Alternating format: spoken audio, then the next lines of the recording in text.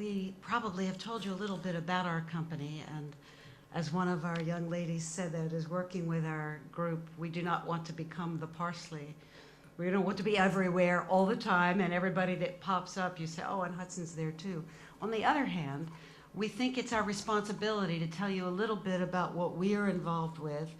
And I think that the mission today is interesting because we are here to try to give you some practical insight, practical advice on how you will take your company forward in the cybersecurity awareness and then risk management situation that we all face. I say this every single time. I have to repeat it one more time because even today I saw a very, very nice person who obviously is considered what he is doing is professional for his company. And he said, I have a very good IT manager. I really have nothing to worry about.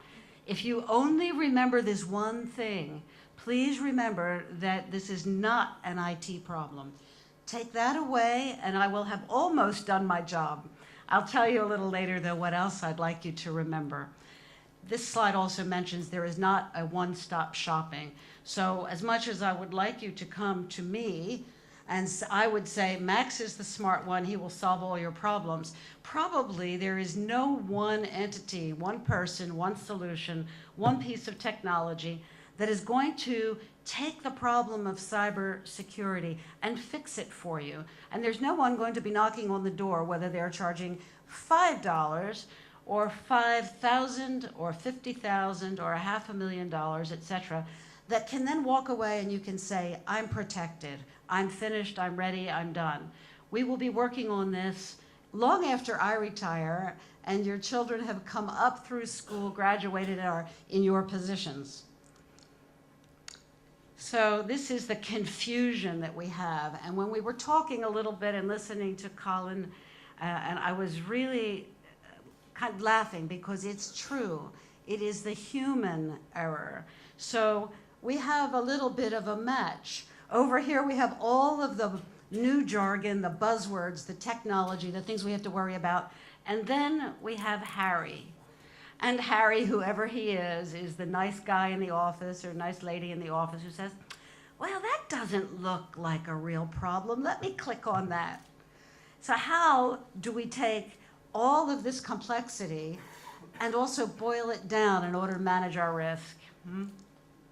So where to start?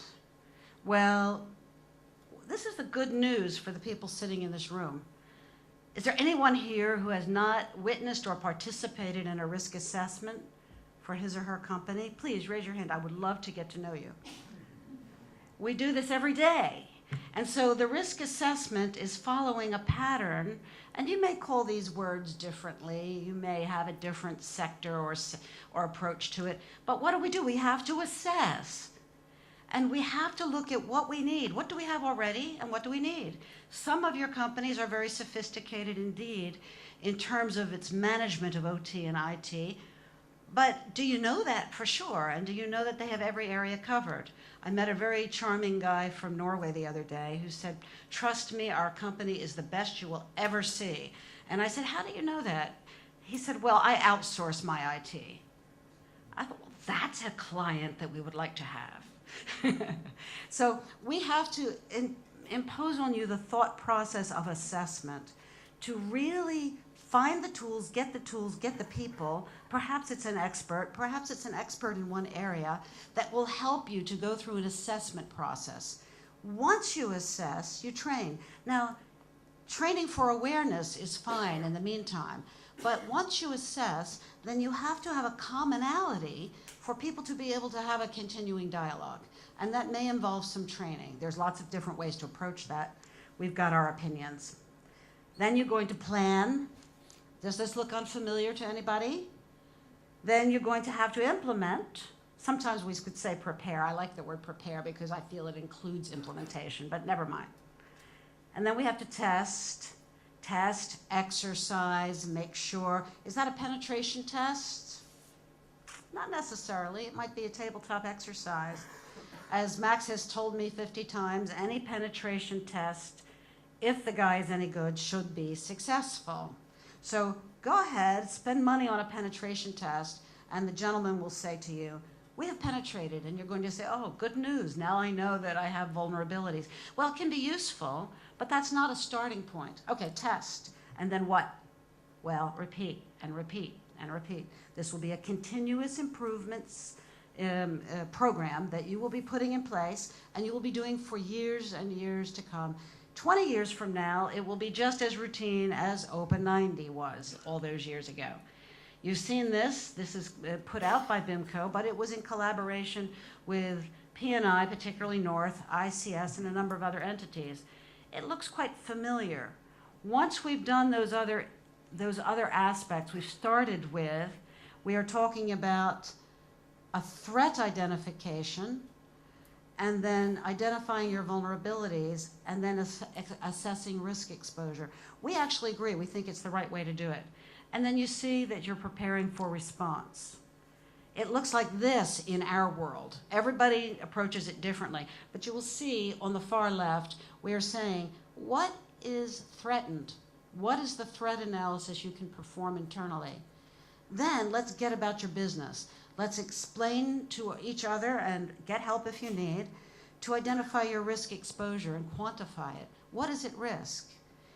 I would say that most people in here, not everyone, are thinking, well, my ship, my vessel could be attacked, it could be moved, maybe my ECTA system, maybe they're going to stop me from operations.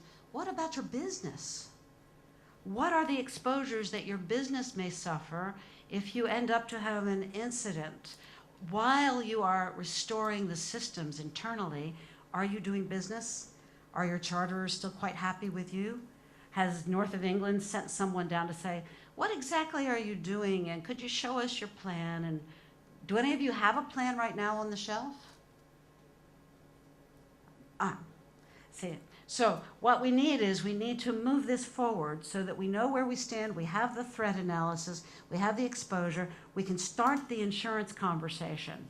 But in the meantime, we are moving forward into the other things we need to learn. Now, these are a few things that we are doing. And I met with a very nice owner yesterday who said, oh, can I have that, please? And I said, yes, just call Max. And Max will talk to you about how you're able to work through this. The interesting thing about this is some system, it doesn't have to be ours, has to tell you where you're very good and where you're not so good, where you should focus, where you should spend your money, where are you very, very far away from existing best practices and guidelines, and where are you not. If you're going about it differently, you will spend a lot of money before you understand what exactly is helping you and exactly getting you closer to best practices and guidelines.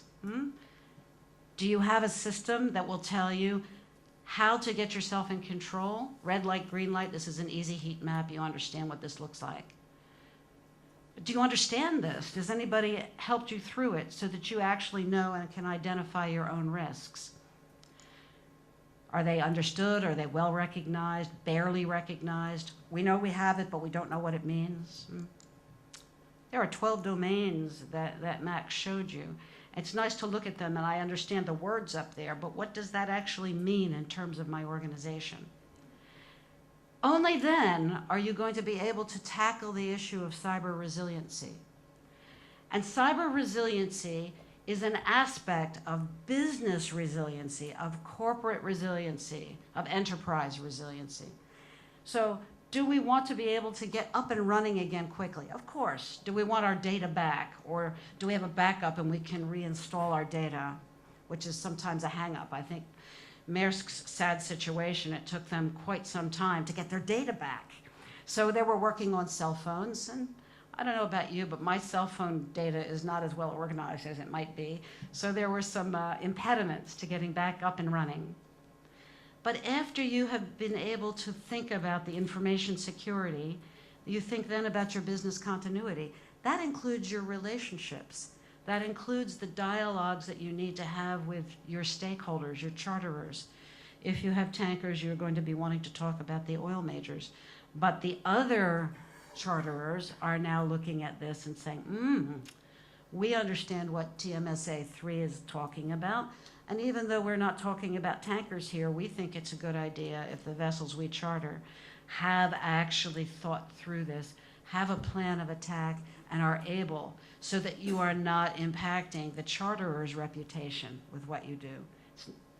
I wish I could say they're very concerned about you, but I'm not really sure if I believe that.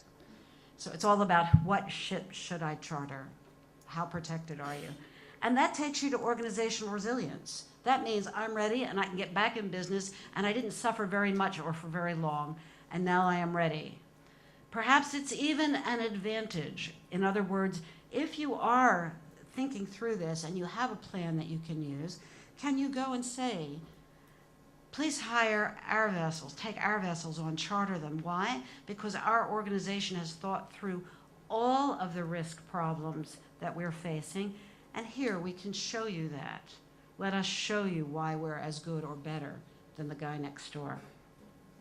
So I'm putting this up really to tell you, yes, cyber capability maturity. There's a model for it. We understand it.